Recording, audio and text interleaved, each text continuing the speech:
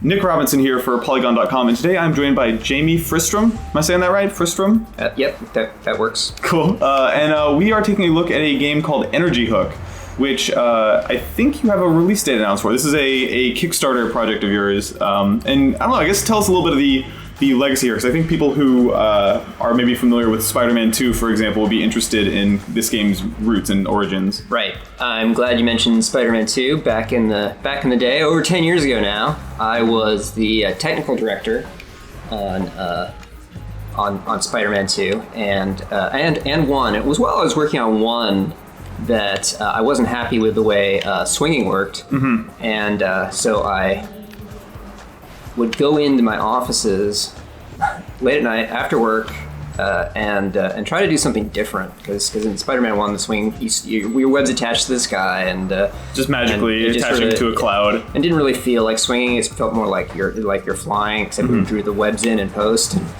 and so that work I was doing in the evenings ended up being the swinging system in Spider-Man 2. I wasn't the only guy to work on it, to be fair. Like tons of other people worked on it and added their own ideas and made it much better. But I did those initial prototypes and got the ball rolling. And it's funny because my memory of Spider-Man 2, besides it being like one of the most critically acclaimed licensed games of that generation, was the reason it was so highly praised, I think, was because people loved the way it felt. Like, not just the fact that your web attached to real world locations, like it would attach to the corner of a building every time. There was no fakery, but also it just felt good. It seems like you have a real emphasis on feel for that, and also this sort of spiritual successor. Yeah, like something that happened when we started getting real physics or real-ish physics into Spider-Man was you started getting that sense of weight, that when you went around a corner, like you were holding on to your sort of web for dear life. So that eventually became the work I was doing during Spider-Man 1. So that eventually became the swinging system in Spider-Man 2. And to this day, when I tell people, I did that, they're like, oh man, that was awesome. That was like my favorite Spider-Man game. I just like to swing around. I wasn't so into the missions or the combat.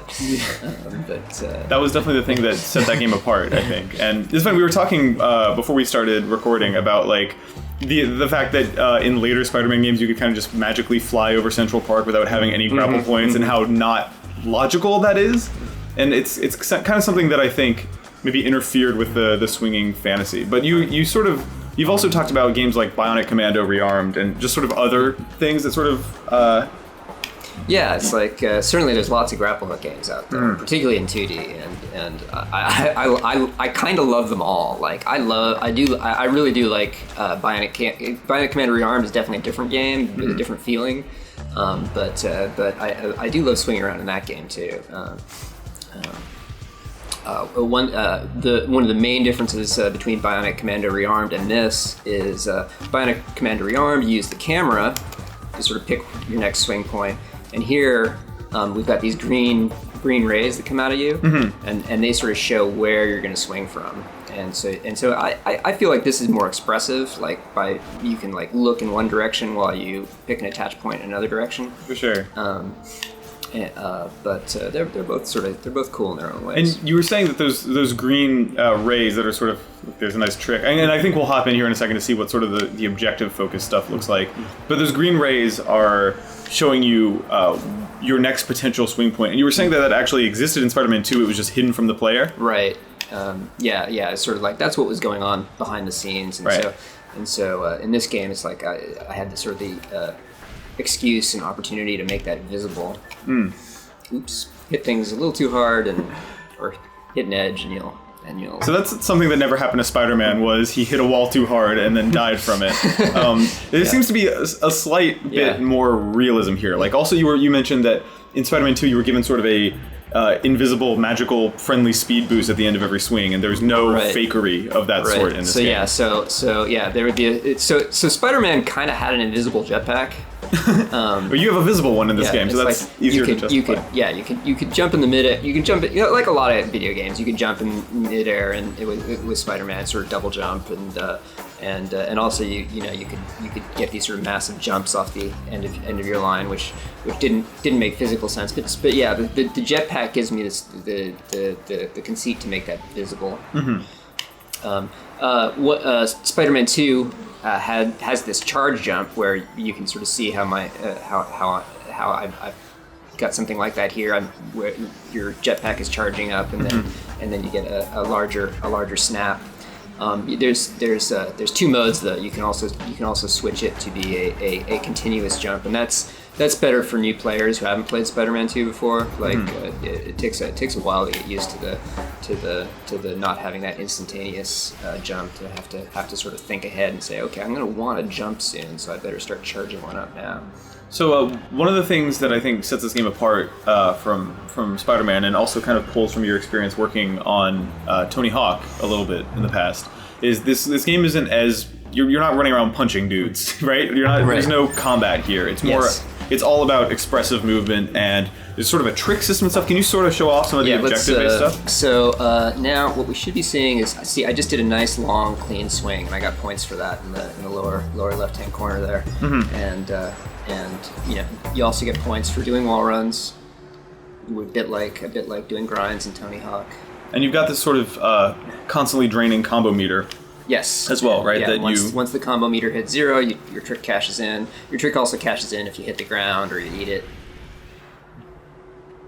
And so you can mix up your wall runs and your midair tricks. Woo. Good save. Yeah. There's a weird sort of... and one other thing that happens is your boost in the upper left gets replenished by doing tricks. So when I'm wall running here, it's slowly increasing my boost energy. And boost is what gives you these sort of forward bursts of speeds. You can use your boost while you're running for the Sonic the Hedgehog effect. That's all I could think about. It's like... so that's you can sort of when you're in a wall run, because a wall run counts as a trick, you can always use your boost. When you're flying around though, you it's more limited, and so it's like if you get a nice clean swing going, then you get more boost. You do some quick midair tricks, you get more boost. Whew. See if I can do a loop here. Wow, the sense of speed there is incredible. And you said you've been working on this in some form for like 5 years or so? 3 years. 3 years. But yeah. So I'm basically a one-man band. Right. And so I think a lot of people are sort of expecting, sort of anything sort of AAA. For me, because I used to work on, because I used to work at Treyarch on AAA games. They're going to be disappointed. Like, I don't have photorealistic art, and I don't have a team of animators making a zillion animations. But one thing I've really been focusing on is the movement and sense of speed and game feel, and I'm definitely at the point where I would rather be playing this than Spider-Man 2, than dusting off my old Spider-Man 2 discs. I think that says a lot. And so I hope other people feel the same way. Well, cool. And you said this is coming to Steam in August in some form, right? August 13th. It will be on early access. It will have almost all the levels. There's a couple that there's one that's broken on Linux that I'm not going to release, and there's one that I just hate the look of that that I want to work on some more before I release it. And I want to do a lot of work on this level too. I want to put stuff on the ground, and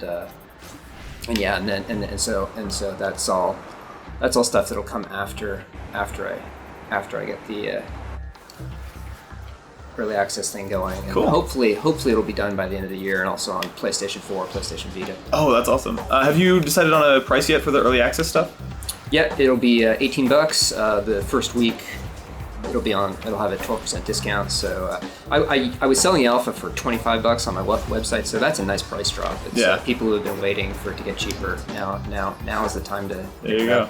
Awesome. Well, thank you so much for showing this off, and I'm looking forward to playing it in the comfort of my own home, where I can be unembarrassingly bad at it for the first couple hours. Thanks. Sure.